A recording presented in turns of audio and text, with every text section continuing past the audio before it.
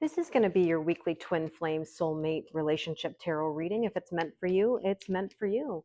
We're going to take a look at the energies between you and your person. We're going to explore what's in your head spaces, your heart spaces, the overall energy, and underlying energy. Now, of course, as a reminder, feel free to swap sides if it makes more sense. Now, as I'm filming this, oh, I got a kitty cat running around with zoomies in the background. As I'm filming this, it is Friday morning and it's a really calm energy, actually. I'm looking out the window and I see snow gently falling. I see birds in the trees, a bit of sun coming out here and there, believe it or not. So it's kind of a calm. But I will say that again, the energy has been up and down.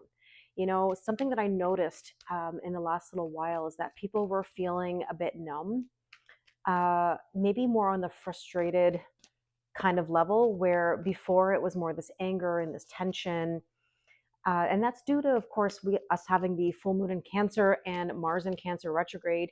Now, we're not out of Mars in Cancer, retrograde, but it's like these waves of energy that have been coming through. So I am curious, in the comments, please let me know your zodiac sign of you and your person, and what are your current vibes? What's going on? Okay. Now let's take a look at some overall themes and messages here. And we have very soon. Clearly decide what you want so that it comes to you now. Okay, I'm loving that energy. Clearly decide what you want. I feel like I'm in the notebook. What do you want? Um, that's something that we really have a difficult time doing. I don't know if any of you feel the same way, but oftentimes we sit on the fence. I talk about this a lot, where we're not sure. We're like, yeah, but this, or yeah, but that, when are we going to take that risk? And so in order to take that risk, you have to know what you want. And there's always fear in that. What if I don't get what I want? What if I get rejected? What if this doesn't work? How do you know it's not going to be the best thing that ever happened to you? So let's take a look here at another card. Okay, shadow side, the moon, dark night. Okay, so the thing about that energy is that we need to purge, we need to surrender, we need to let go of old things so that we can go to the new. And a chakra reading that I did earlier in the week talked about opening the door, right? That's why I'm saying no risk, no reward. You have to shut the door on something in order to have new come in, right? So, the moon is all about purging and surrendering and letting go of the things that no longer serve you. And of course, the moon is also about intuition. Now, with the moon comes shadow side, or the dark night. If any of you have ever experienced dark night of the soul, or you've done shadow work, you know that with light there's dark, with dark there's light. So here's the thing. When we work on our shadow side, we're working through the old traumas, the triggers, the hurts. We're addressing the things that need to be addressed. And when we have the dark night of the soul, oftentimes that's what sort of forces us to look at the shadow side. Sometimes we sweep these things under the rug and then they come back and bite us later. That's why I always talk about tower moments. When the tower moment happens, you really have a choice. You either address it in the moment or maybe partially address it, but still, if you sweep that under the rug or part of it under the rug, it's going to come back to you later. And that's why I always invite people to think about, certain ages in their life. Now, for women, it's really around 35 that it starts. It doesn't have to be 35 right on the dot, but that's where we have our major tower moment. And if you addressed it, great. If you didn't, it can come up around 45, 55, 65, 75, etc. And I got a kitty cat that, of course, wants to join us here for the reading, and she's going to lay down for a moment, of course. And so I'm curious to know, like, where have you had your tower moments? Obviously that's depending on age. So let me know in the comments, when did you have your tower moment or tower moments? Now, for men, usually it kind of starts around 43 and goes from there. And I find that they go in these increments of kind of like every 10 years. We can kind of ride the wave a little bit or hope that we don't have to, you know, address it, I guess you could say, fully, but then it always comes back around. So, I would just say, whatever it is right now that you're working through, do your best to be honest, be consistent, and allow it to unfold, you know? So let's move Kitty Cat out of the way here for our third card, or maybe I can shuffle on top of her just for a moment because I will need the space. This is Kitty Karma, right, Karma? Yeah, say hi to everybody. Okay. Let's see what else we need to know. And we have butterfly. Now, butterflies are all about transformation and change. It says you will meet a new love interest at a party or a date night out. Well, I mean, listen, if you're looking for new love or you're frustrated with an old situation, this could be for you. It doesn't necessarily have to be a new specific person. It can actually be a better version of the person that you're dealing with. It all depends on the work that they're doing on themselves, right? And it also depends on the work that you're doing on yourself. I want to remind you that, feminine energy leads in the 5D and masculine energy leads in the 3D. The more work you do on yourself, the more shadow work, the more consistency, the more you push yourself forward, the more you get better. And when you get better, they get better. And that means maybe they, as in your specific person, or a new person. It really depends on the scenario, and I can help you with that if you need it. These are the topics I discuss every day in my sessions. But I will say that the butterfly is about transformation and major change. And that's what we're in the process of doing right now, right? Is going through huge changes. And I just want to remind you that change does not have to be scary. It can be absolutely exciting and bring you things that are better than you could have ever imagined. Okay, so Kitty Cat is not going to like the fact that I want to move her out of the way, although she does see a squirrel in the window. And maybe, sorry, kittens, maybe she'll go lay down. Okay, so let's get into it. Let's take a look at what's been going on in your headspace. Now, this is the current energy, and then we're going to look at the after tarot in a few minutes to see what may be next. What may be next is a kitty cat wants to jump back on the table and shake everything up. Pardon me. Okay, so in your headspace, we have here the Fool. See, we want new beginnings, right? We want new. We want new. And you know what I always say? Are you in the old? Are you in the new? The Fool is about trusting and taking a leap of faith. Now, interestingly enough, that this card came out, it must also be reading me because on my YouTube channel here, I've been working on a series called Tarot for Self-Development. And I've been answering some of your tarot questions about reading cards. I've done videos about reading reversals, or should a deck be gifted to you or purchased. If you have any questions about tarot, reading tarot cards, please put them in the comments. I love getting questions because then it allows me to make the content, to answer those questions. And I've actually been planning the Fool video because I'm going to get into the cards very, very soon. So look for that video very soon. We're going to talk about the Fool energy and what are the meanings of the cards, but also what it means in relation to self-development and change. So look at the butterflies, by the way. There's the butterflies, the balloon, you're ascending. Green is the color of the heart chakra. So let's see. The Queen of Pentacles. You're looking for stability. This could be about your finances. This is about embarking on a new journey so that you can have more stability in your life. I mean, I'll ask you the question, how much do you need or crave stability right now? What would that mean to you to have a stable relationship or stable emotions in your life? Now, in your person's headspace, there's the Hangman energy. And this is a vibe that says taking a break or a pause or trying to gain some clarity, looking for answers, so to speak. And it could mean that they are in a bit of a neither nor, maybe they're needing that time to themselves. And that can be hard to digest sometimes when someone wants to pull away for a little bit. We take it so personally, when in reality, it's about their own capacity and working through their own traumas, triggers, and hurts. The King of Swords, it could very well be that your person is trying to make a decision. They might be a little detached right now emotionally, but they could be trying to make a decision for themselves, to see what it is that they want. See, what do you want? Clearly decide what you want. Okay, let's take a look at the heart space. I feel like my Virgo tendencies wants to move these cards over just a smidge. Okay, in your heart space, we have here temperance, patience, forgiveness, reconciliation. Something's brewing, right? Alchemy. Here's the thing. I can talk about so many aspects of this card. like I said, when I'm doing my videos for tarot for self-development, I feel like I have so much to share with you because we can look at these cards from every angle. And I always say that's my gift. I can always understand every angle of every situation. When I was a teacher in the classroom, that's what I would do with my students. We'd be debating a topic, reading a book of literature because I was an English language literature major and French teacher. So I read a lot of books. And I can tell you that the key to understanding is to analyze every angle, right? That's why we say be objective versus subjective.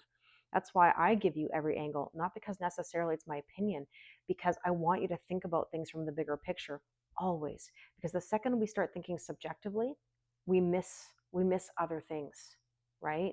We make it about ourselves and our triggers, when in reality we have to look at why these things are happening for us, right?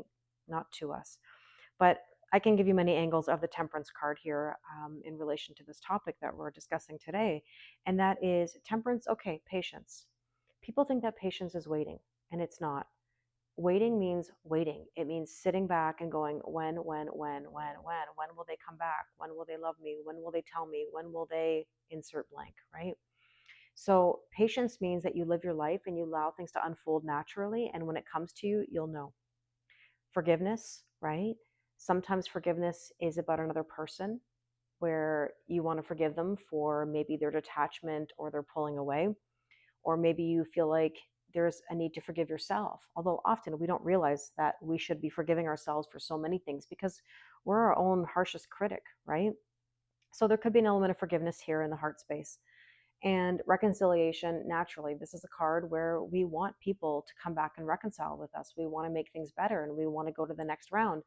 And that's okay. Every round does get better, but at the same time, there's got to be a boundary and there's got to be a definitive improvement somewhere. Because if we're allowing the same thing over and over and over again, we're going to get the same results. So that's why it has to be a shift. It has to show some improvement somewhere. If somebody comes back into your life and you say, what's new? And they're like, oh, the same old, same old. Well, that's really going to indicate to you that, you know, nothing has changed. And if nothing changes, nothing changes. So there's that element. The other aspect here is that something's brewing, alchemy. And I always say about the temperance card or alchemy, take what you've learned from the past, apply it to the present so you can have a better future.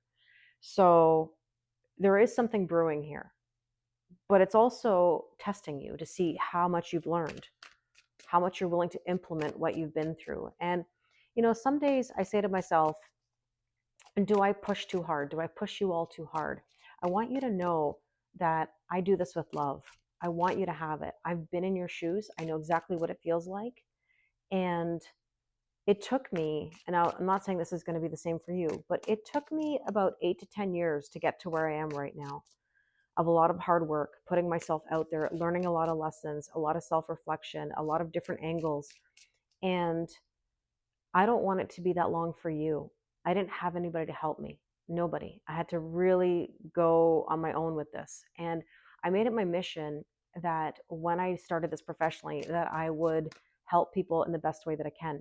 I can't force any of you to do it, but all this advice is really coming from my heart, genuinely. If I don't push you, who will? If I don't tell you, who will? There's a lot of people on platforms that will lie to you and that will tell you things just for the sake of, bringing you back, to hear more, or to stay in that situation longer. I want you to have the best of the best of the best. And I hope you all know that. So I digress. Thank you for coming to my TED Talk. There's something brewing, and I want you to implement what you've learned from past experiences or rounds. Now, here we have the moon. There we go. We're getting strong moon vibes. Now, I do believe that the new moon in Aquarius is going to be quite significant, and I believe that that is on January 29th, and I'll probably make more content about that. But I just want you to know that Aquarius energy, and I mean, we are in Aquarius season, is about being authentic, and it's about forward thinking and technology and new things, right? So I want you to be in a mindset that is striving for something new and better and different, and celebrating the things that are different. you know I say it respectfully to any of you that are Aquarius, but Aquarius are known as the aliens of the zodiac. They're the ones that are on the outside kind of looking in. They see things, they feel things, they know things differently than others. The only thing that gets in the way of an Aquarius, though, is their overthinking and their desire for facts. The best example I can give to you would be about Reiki. You know, Aquarius energy loves spirituality, but at the same time, they want to see the facts. They want to see how it works. So therefore, if you've got Reiki and you've got somebody who's hovering their hands over one's body to move the energy, clear the blockages, it's almost like an Aquarius will want to see that wound that's being healed right in the moment. It's like if you had a cut on your arm or your hand and you're watching it closely and intensely looking for that wound to close. You're not going to visually see it, but you're going to feel it. And Aquarius energy needs to trust that.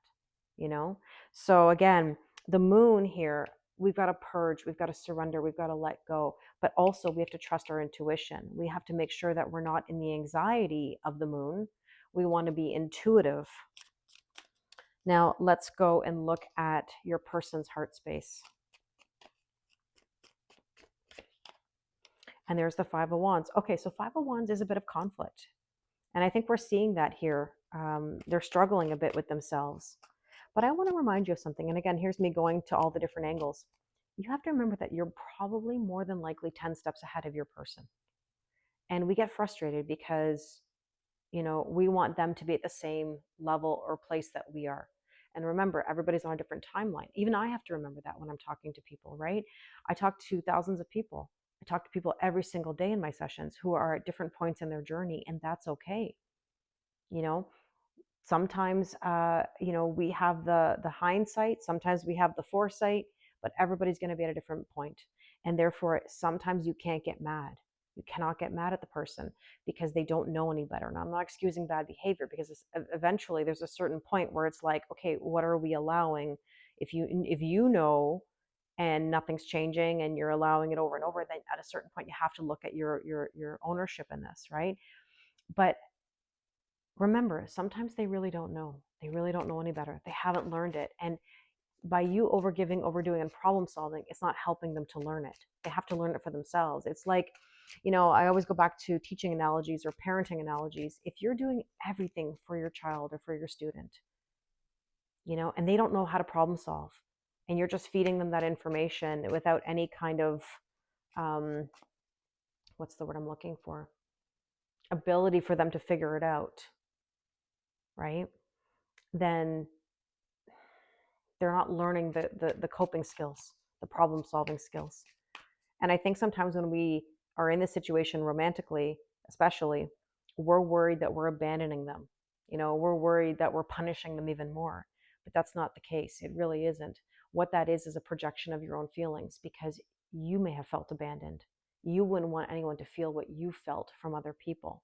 So sometimes it's a projection of where you're coming from versus where they're at. You don't have to worry about abandoning them. You don't have to worry about being everything to them.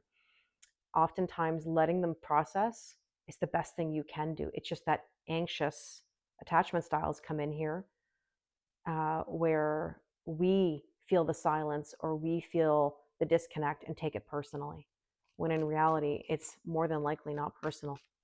I'd say the majority of the time, honestly, it's not personal. It's just that we make it personal. We take it personally. We think subjectively, right? Versus objectively. So here we have the King of Cups. Now, interesting, King of Swords, King of Cups. So you can see I don't see the dilemma here, because the Hangman is sort of that neither nor, looking for clarity, maybe a little detached. But then you've got the King of Swords, which is a very strong energy. This is somebody who is decisive. This is somebody who knows what they want. But I think somebody's really trying to figure that out. Now, funny, we're looking at the heart space here, and the Five of Wands is conflict and back and forth energy, right? Should I, shouldn't I? Can I have this? Can I really have this? And then we've got the King of Cups, and that's beautiful, because the King of Cups is about being in tune with your emotions, right? This is somebody who's trying to figure out their emotions. This is someone who's trying to decide what they want, trying to figure out their emotions, and that's okay. But again, look where you're at. You're 10 steps ahead. You're ready for new beginnings. You want it. You want them to be at the place where you're at. You want the stability. You're thinking about all the things that would make your life more stable. In your heart, okay, you want to be more intuitive. You want to let go of the worry. You want to forgive. You want to forgive and forget. You just want to move past it. but not everybody can move past things at the same rate. So let's take a look at the overall energy here. And there's the Three of Cups. Three of Cups is about celebration. It's about a party, an event. It can be a proposal, an engagement, or I guess proposal, engagement are kind of the same thing. Um, Ultimately, there's this desire to celebrate and have more joy, in life. Now, sometimes when I see two's company, three's a crowd, and a card, right? Three people, I think, there could be boundaries, there could be third party situations. And you got to be careful of that. You've got to ask yourself, what does it bring you if that's the case? Now, here's the Eight of Cups, walking away from things that no longer serve you. So this could be two sides of things naturally, right? It could be the fact that you need to walk away from things that aren't bringing joy to your life, both of you even. This can be walking away from a third party situation that, again, doesn't bring any joy to your life, if we want to be more specific. This can also be about walking towards things that are better for you, more joy, more happiness, right? Again, when I do my tarot for self-development videos, you'll understand that there's so many facets to these cards, and they can really help you develop yourself and recognize where you're at. And I think one of the questions that I've been asking a lot lately to people, and it's a really triggering question at times, I recognize that it's not meant to be triggering to you, but I want you to think about this from a logical perspective. If I were to ask you right now, and maybe in the comments, if you're willing to share, please do, but what have you learned about this connection that you're inquiring about? What have you learned about this connection? What have you learned? Now, when I say that, oftentimes people might answer with, well, I've learned about this person, and give me details about that person. And I understand why, naturally, because you're analyzing this person. On the flip side, I want you to ask yourself, what have you learned about you in this dynamic? Because ultimately, this is about your growth. Your life's not contingent on what's happening here. Your life is contingent on what's happening here. Now, ultimately, yes, I know you can swap sides if it makes more sense, but I'm just saying generally, if you're not recognizing where you fit in this or what you've learned, then that can hold you back. I talk about this quite frequently, actually, maybe not so much in my videos, but when I'm talking to people in sessions or I'm on my live streams, I'll always say that in my own relationships, especially my marriage, that ended, I'm not saying that I deserved what I got. I didn't deserve the treatment of infidelity and my whole life being sort of like busted open here. At the same time, I take ownership about where I contributed. I could have made boundaries. I could have been so much better at regulating my emotions and how I handle things. And now I know better. That's what I'm saying. Take what you've learned from the past, apply it to the present so you have a better future. I want you to really think back and say, what did I learn about myself in all of this? Because we can learn a lot about others. We can find a lot of reasons why somebody does something. I don't like that they do this, this, this, and this. They don't communicate. They don't hold boundaries. They don't make boundaries. They don't have the capacity. They don't, whatever, insert blank. But ultimately, you have to look at yourself as well, right? Because that's how you get better. You don't get better by analyzing them, you get better by analyzing you. Now, maybe that's not totally true, because I will correct myself and I will say you can learn a lot about people that can in turn help you, right? So, yes, there is learning that can come from this. I just want you to know that it's about the bigger picture. Underlying energy, 10 of Cups, beautiful. 10 of Cups is ultimate wish fulfillment and happiness, because anything is possible. And there you go. There's the Fool again. I said what I said, what I said, right? So we can have new happiness, new love. Again, doesn't have to be a new specific person, but it can be a new chapter of love between you and your person. Now let's take a look at the near future with the after tarot. So this is the energy that shows sort of after, maybe the next few days or so. And there's the Ace of Cups. Look at this emotional offer coming in. Somebody's offering their heart. They're offering their heart. When you fill your own cup, when your cup is overflowing, there's the hand offering you.